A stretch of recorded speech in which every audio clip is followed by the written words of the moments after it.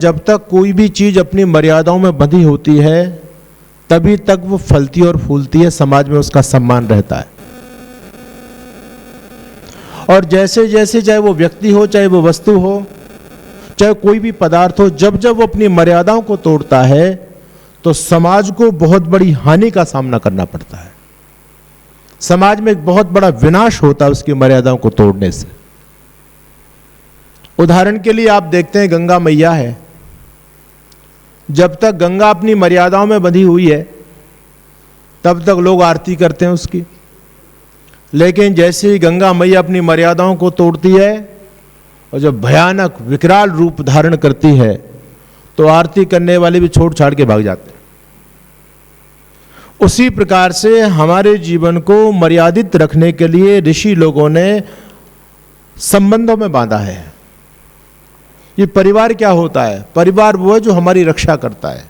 चारों तरफ से हमारे जीवन में कोई बुराई आ रही है, हमारे मनों में, हमारे विचारों में कोई विचार मन में पैदा हो रहा है, तो परिवार जो बड़े लोग होते हैं वो हमारी रक्षा करते हैं।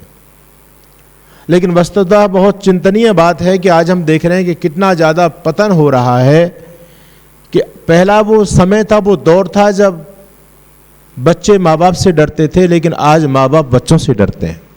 इतना परिवर्तन आ चुका है। कोई माँ बाप बच्चे से कह नहीं सकता, हम जाते हैं परिवारों में कहते हैं थोड़ी सी सख्ताई करो, बोले स्वामी जी सख्ताई करूंगा और इसने कुछ कर लिया तो क्या होगा?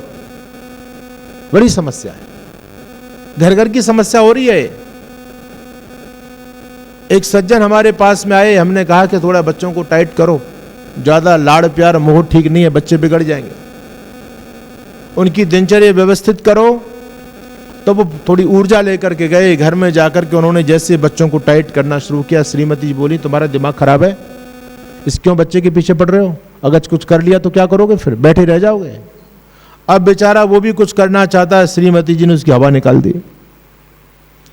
बच्चे समझ रहे हैं कि बहुत अच्छा हुआ हम अकेले हैं, अगर 2 4 6 10 होते तो फिर घर में ये रुतबा नहीं होता है ना। पहले 4 6 होते थे ना, 1 2 इधर उधर भाग भी गया तो क्या फर्क पड़ता था, और रोज रोज ठुकाई होती थी। बढ़िया निर्माण की वो तरीका था।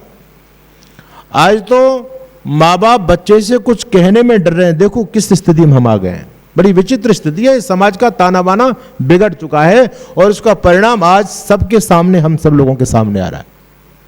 तो मैं तो ये कहना चाहता हूं कि जहां तक हो सके आप प्रयास करें कि कम से कम हमारा जहां तक अधिकार है वहां तक तो हम समाज के ताने बाने को बना करके रखने का प्रयास करें।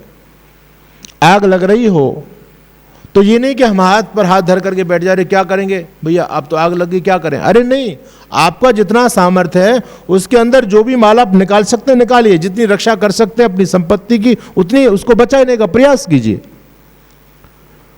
तो मैं बार बार मोटिवेशन स्पीच देता हूं, आचार्य जी जो कह रहे थे, हम भी बार बार इसी बात को कहते हैं कि थोड़ा सा फोकस करो, है ना। ये बहुत पतन का दौर चल रहा है, और यदि हम लोगों ने बच्चों को खुला छोड़ दिया तो भाई देखो जैसे पतंग उड़ाते हो ना आप लोग, पतंग उड़ाई है सब लोगों ने, तो जब तक पतंग की डोर अपने हाथ में होती है तब तक जिधर इच्छा है उधर पतंग घूमती है। इधर करनी ऐसे करो फटाफट, इधर जाएगी, उधर करनी ऊपर जाएगी, है ना। जब तक उसकी डोर अपने हाथ में तब तक जिधर चाहोगे पतंग उधर चलेगी, और यदि पतंग कट जाए तो कहां जाती है? पतंग कट गई, अब कहां जाएगी? जिधर की हवा बह रही है उधर चली जाएगी। उसी प्रकार से यदि ये संस्कारों की डोर, परिवार की डोर व्यक्ति से हट गई, टूट गई, तो फिर जिधर विनाश की जो भयंकर आंधी चल रही है व्यक्ति उधर बहता चला जा रहा है। इसलिए प्रयास पुरुषार्थ ये करो कि अपने घर परिवारों में उन मर्यादाओं को पुनः स्थापित करो, और हो सकता है संभव है भाई जहां जहां से पतन शुरुआत हुआ उनके कारणों पर जाओ। कारण क्या है? सबसे बड़ा कारण तो ये है हमारे पास खट रखा हुआ है, इसने सारा सत्यानाश कर दिया, बच्चों का चरित्र खराब कर दिया, सारा समय बर्बाद बच्चे कर रहे हैं, झूठ बोलना बच्चे सीख रहे हैं, क्या क्या नहीं हो रहा है इस मोबाइल के जरिए। अच्छा इसकी जरूरत क्या है ये बताओ? हम छोटे छोटे बच्चों के हाथ में पकड़ा रहे हैं आज को, यानी हम खुद विनाश का अस्त्र बच्चों के हाथ में स्वयं बचपन से सौंप रहे हैं, और उसको सौंप करके खुश हो रहे हैं। क्या खुश होते हैं? अरे देखो स्वामी जी कमाल है, बच्चे बड़े एडवांस हो रहे हैं, बच्चे बड़े बुद्धिमान। एक परिवार में मैं चला गया, दादाजी लगभग 70 75 साल के, बड़े खुश होते हैं, 4 5 बार अपनी पोते की मेरे से बड़ाई की। स्वामी जी हमारा पोता बहुत बुद्धिमान है। मैंने कहा तुम्हारे घर में कौन सा आइंस्टीन पैदा हो गया, ये बताओ क्या कर दिया इसने। कहते हैं स्वामी जी क्या बताएं, हम तो 70-75 साल के हो गए, हम तो इस मोबाइल को चला नहीं पाते, ये तो फटाफट फंक्शन चला देता, सारे इसके खोल देता है। तो मैंने कहा ये कोई बड़प्पनी वाली बात है क्या, ये कोई बुद्धिमत्ता का पैमाना है क्या। अरे श्रीमान जी यदि बचपन से आपको मोबाइल मिल गया होता तो आप भी खोल देते, कौन सी बड़ी बात थी। ये तो बच्चों को आप बचपन से ही दे रहे हो, बचपन से। और बचपन से नहीं, आपने महाभारत की वो कथा भी सुनी होगी, जब अभिमन्यु मां के गर्भ में थे तो चक्रव्यूधन की विद्या कहां से सीख करके आए, वो कहानी आप हम सबने सुनी है। कहां से सीख करके आए, मां के गर्भ से सीख करके आए। जब अभिमन्यु चक्रव्यूधन की विद्या मां के गर्भ से सीख करके आ सकते हैं तो आजकल के बच्चे मोबाइल चलाना मां के गर्भ से क्यों नहीं सीख करके आ सकते। जब बच्चा मां के गर्भ में होता है तो मां यही तो चला रही है ना, नाटक देख रही है, फेसबुक व्हाट्सएप चैटिंग पता नहीं क्या क्या चलता रहता है दनादन। रात की कोई दिनचर्या का पता नहीं है, रात को 12-12 2-2 बजे तक मोबाइल में लोग घुसे पड़े हैं। कहां से संतान का निर्माण हो जाएगा। तो हम तो एक बात कहते हैं भैया, इस समाज को बनाना चाहते हो, बचाना चाहते हो और अपने घर परिवार बच्चों को संस्कारी बनाना चाहते हो, बन जाएंगे, चिंता वाली बात नहीं है, बशर्ते हम खुद वैसे बन जाएं। हम एक नारा देते हैं, हम बदलेंगे जग बदलेगा, हम सुधरेंगे जग सुधरेगा। ना खुद हम सुधरते, जग कहां से सुधरेगा। बस केवल नारेबाजी रह गई है। बस खुद अपने जीवन में परिवर्तन करने के लिए हम तैयार नहीं है तो फिर समाज में परिवर्तन कहां से झलक सकता है। गंगा की कसम यमुना की कसम ये ताना बाना बदलेगा, है ना। जिन परिस्थितियों से हम घिरे हुए हैं चारों तरफ से, अपने बच्चों को संस्कारों को लेकर के, पारिवारिक स्थिति को लेकर के, ये सब कुछ बदल सकता है बशर्ते यदि हम अपने आप में बदलने के लिए तैयार हो।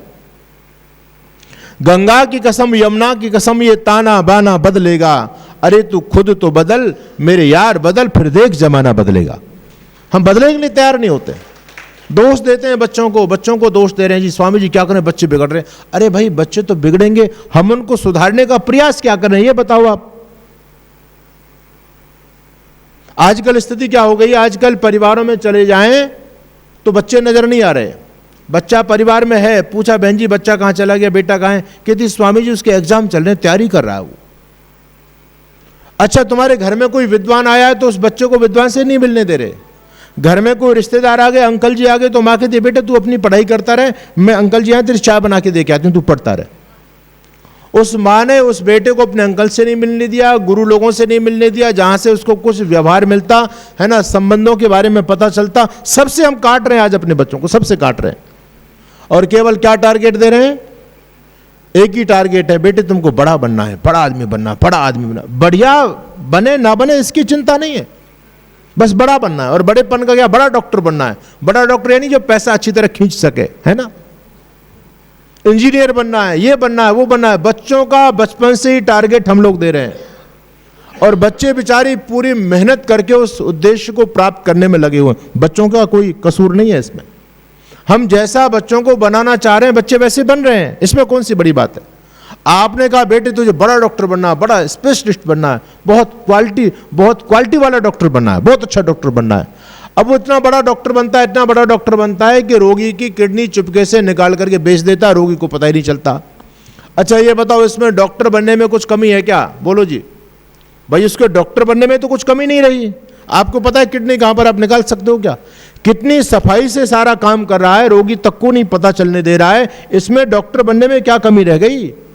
लेकिन डॉक्टर बनने के बाद इस काम को जो कर रहा है कि किसी चुपके से किसी व्यक्ति की किडनी और दूसरे को बेच दी, जब हम कहते हैं डॉक्टर बिगड़ गए। अरे डॉक्टर बनने के बाद डॉक्टर इस काम को ना करे, इसके लिए हमने क्या रोकथाम की बताओ। इंजीनियर बनने के बाद वो घपला ना करे, किसी पुल में घटिया सामग्री लगा करके वो पुल पहले न गिर जाए, उस पुल के नीचे दब करके लोग ना मर जाएं, ऐसा आचरण व्यक्ति ना करे इंजीनियर बनने के बाद में। तो उसको रोकने के लिए हमने क्या रोकथाम की है, कुछ नहीं कर रहे हैं। एक केवल प्रयोगशाला है ये सत्संग, ये आर्य समाज, ये संस्कार, वो हम देना नहीं चाह रहे। बस शिक्षा के पीछे पड़े। शिक्षा याद रखना, आधुनिक शिक्षा डॉक्टर तो बना सकती है, लेकिन यह जरूरी नहीं कि वो डॉक्टर किडनी चोर ना हो। आधुनिक शिक्षा व्यक्ति को इंजीनियर तो बना सकती है, लेकिन यह जरूरी नहीं कि इंजीनियर बनने के बाद वो घटिया सामग्री के द्वारा पुल का निर्माण करे और उस पुल के नीचे दब करके सैकड़ों लोग न मर जाए, इस बात की कोई गारंटी नहीं है। आधुनिक शिक्षा जज तो बना सकती है, लेकिन यह जरूरी नहीं कि वो व्यक्ति न्याय को न बेचे। ये सारी जो समाज की परिस्थितियां बदल रही है, इसमें मूल में क्या है? एक ही चीज है, फिर ये समाज का ताना बाना बदल सकता है, बशर्ते हम पुरानी चीजों पर फिर लौट के आ जाएं। आज हर व्यक्ति एक बात कह रहा है, एडवांस बनो, है ना। आज का युग है, हम 21वीं सदी में जी रहे हैं और आगे हमको जाना है। अरे भाई, क्या हमने कर लिया ये बताओ। मैं आपसे पूछना चाहता हूं, पहला समाज अच्छा था या आज का समाज अच्छा है? ये कोठी बंगले बना करके क्या कर लिया? क्या इनसे हो गया? जब लोगों के पास में ये नहीं थे, तब लोगों का जीवन खुशहाल था, लोग बड़े प्यार से रहते थे।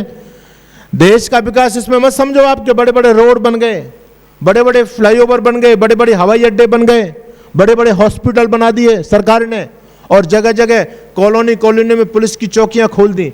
इससे देश का विकास नहीं है। देश का विकास हम उस दिन मानेंगे जिस दिन हॉस्पिटलों में एक व्यक्ति भी नहीं पहुंचे। ये देश का विकास है। देश के विकास इसमें नहीं कि जगह जगह पुलिस की चौकी खोल दी जाए, पुलिस बैठ जाए, अपराध ना हो इसलिए। अरे देश का विकास तो उस दिन होगा जिस दिन पुलिस की लोगों को आवश्यकता ही ना पड़े, वो देश का विकास है। आवश्यकता नहीं पड़े चौकियों की। प्राचीन भारत के दर्शन आप कीजिए, और ज्यादा पुरानी बात नहीं, 1835 की बातें हैं। एक अंग्रेज जासूस इस देश में आया जिसका नाम लॉर्ड मैकाले, जिसका पैटर्न आप लोग पढ़ते हैं, आपके बच्चे पढ़ रहे हैं।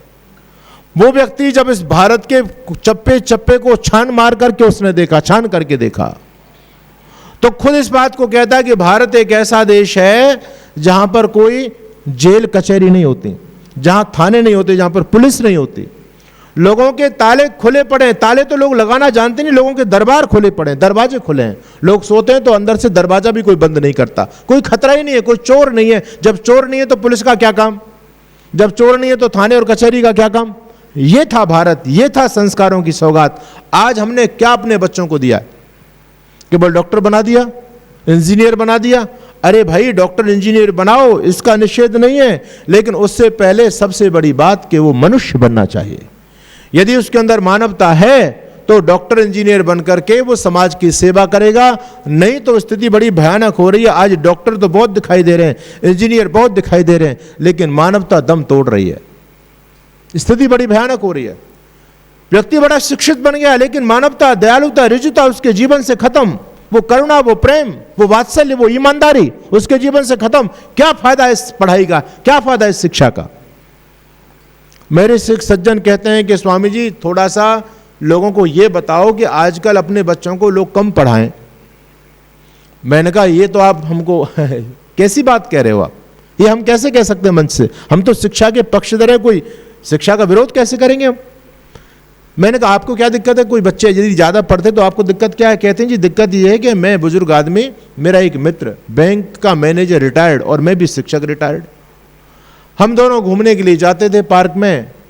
उसका एक बेटा है, वो अमेरिका में रहता है, और पत्नी उसकी थी नहीं, एक ही बेटा था। बेटा तो विदेश में चले गया, अकेला बेचारा रहता था। हम सुबह सुबह जब पार्क में घूमने के लिए जाते थे तो आपस में मुलाकात होती थी, 2-3 घंटे हमारे व्यतीत हो जाते थे। लेकिन 3-4 दिन से मैं अकेला जा रहा था, वो नजर नहीं आया। मैंने फोन किया, भाई क्या बात है, तू आजकल आता नहीं है? वो कहता है, मैं बहुत ज्यादा बीमार चल रहा हूं आजकल। कहते हैं, मैं उसके घर में गया और मैंने घर में जाकर के उसको देखा तो उसकी स्थिति बड़ी सीरियस थी। मैंने उसको उठाया, हॉस्पिटल में जाके एडमिट कर दिया। डॉक्टर ने कहा कि हाँ, इनको हॉस्पिटल में एडमिट करना पड़ेगा, इससे बात नहीं बनेगी, स्थिति ठीक नहीं है इनकी। मैंने एडमिट किया और उनसे कहा, भैया तुम्हारे बेटे को फोन कर दूं, मैं आ जाएगा, मिल जाएगा आपसे। उसने कहा, नहीं कोई बात नहीं, मैं ठीक हो जाऊंगा। तो कहते हैं, मेरी इच्छा हुई, कोई बात नहीं। मैंने उसका फोन लिया और उसके बेटे के पास फोन लगाया और मैंने कहा, बेटा तुम्हारे पिताजी बहुत बीमार हैं, हमने हॉस्पिटल में एडमिट कर दिया, आप आ जाओ, देख जाओ उनको। तो उसका बेटा कहता, अंकल जी हम आकर के करेंगे क्या? जो काम हमको करना था आकर के वो आप कर ही चुके हो। हम भी उनका इलाज कराते और आप भी इलाज के लिए हॉस्पिटल में एडमिट तो कर ही दिया ना आपने, तो हम आकर के हमको क्यों डिस्टर्ब करो? तो आप अपना अकाउंट नंबर दे देना, जो भी खर्चा होगा वो हम आपके अकाउंट में डाल देंगे, चिंता मत करो आप। बच्चा नहीं आया। 7-8 दिन तक वो व्यक्ति हॉस्पिटल में एडमिट रहा। उसके बाद राम नाम सत्य हो गई। उस बंदे ने फिर फोन किया कि बेटा तुम्हारे पिताजी अब दुनिया से चले गए, अब तो उनको अंतिम क्रियाकलाप करने के लिए आ जाओ। तो कहते अंकल जी अब आकर के क्या करेंगे जब पिताजी चले गए, तो अब हम आकर के क्या करेंगे, अब तो ये जो भी कुछ करना आप ही कर लो और जो भी खर्चा होगा ना आपके अकाउंट में डाल देंगे।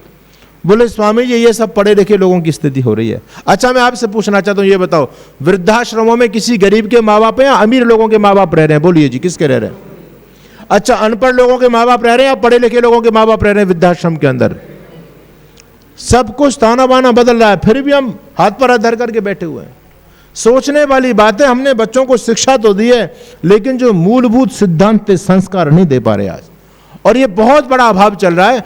आर्य परिवारों की भी मैं बात करूं, मानवा भिवानी की बात है, अभी कुछ समय की बात है, मुझको पढ़ करके देख करके घटना को सुन करके बड़ा आश्चर्य हुआ।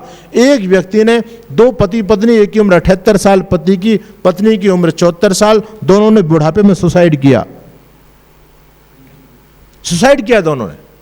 अखबार में जब मैंने न्यूज पढ़ी तो मैं सुनकर के दंग रह गया, मैंने पूरा मामला क्या है, लेकिन जब आगे मैं पढ़ा तो मेरा सिर शर्म से नीचे झुक गया। उनके नाम के आगे आर्य भी लगा हुआ था। ओहो, मैंने की आर्य, और ये सुसाइड करके बुढ़ापे में। आगे पता चला कि उनका दो बेटे, एक वकील और एक इंजीनियर, और उनका पोता खुद आईएएस ऑफिसर। एक आईएएस ऑफिसर का दादा आत्महत्या कर रहा है, मर रहा है, सुसाइड कर रहा है। आर्य तो थे, उन्होंने बाद में सुसाइड नोट लिखा और उसमें लिख करके गए कि मेरे मरने के बाद मेरी सारी संपत्ति आर्य समाज को डोनेट कर दी जाए, जो मेरे नाम से जो भी कुछ है। अरे तेरी संपत्ति का होगा क्या आर्य समाज में? जब तुम जीते जी अपने परिवार को वो संस्कार नहीं दे पाए तो ये मत समझ लेना कि हम तो आर्य समाज से जुड़े। आपके बच्चे जुड़ पाए या नहीं जुड़ पाए, ये सोचिए आप। कितना बड़ा हम अपने बच्चों के साथ नाइंसाफी का काम कर रहे हैं। केवल हम उनको बस आईएएस ऑफिसर बनाना चाह रहे हैं, डॉक्टर बनाना चाह रहे हैं, इंजीनियर बनाना चाह रहे हैं। अरे भाई ये चीज मुख्य है, इससे जोड़ो। यहां हमारे यहां बिल्कुल इसका मामला साफ हो गया। मुसलमान लोगों को देखो, उनके धर्म के प्रति कितनी कट्टरता अपने बच्चों के अंदर भरते हैं। कितने मुसलमान आपको ऐसे मिलेंगे जिनके बच्चों को, लगभग लखनऊ शहर के अंदर 70,000 मुस्लिम ऐसे जिनको कुरान याद है, आप सोचिए। और हमारे यहां बच्चों को 5 गीता के श्लोक याद नहीं होंगे, वेद के 4 मंत्र याद नहीं होंगे। क्या हम खाक अपने धर्म और संस्कृति की रक्षा करेंगे? 100 से अधिक देशों में देखा जाने वाला, सर्वाधिक लोकप्रिय और सबसे अधिक फॉलोअर्स के साथ पूरी दुनिया में आर्य समाज के विचारों का प्रचार करने वाला एकमात्र चैनल वैदिक प्रचार।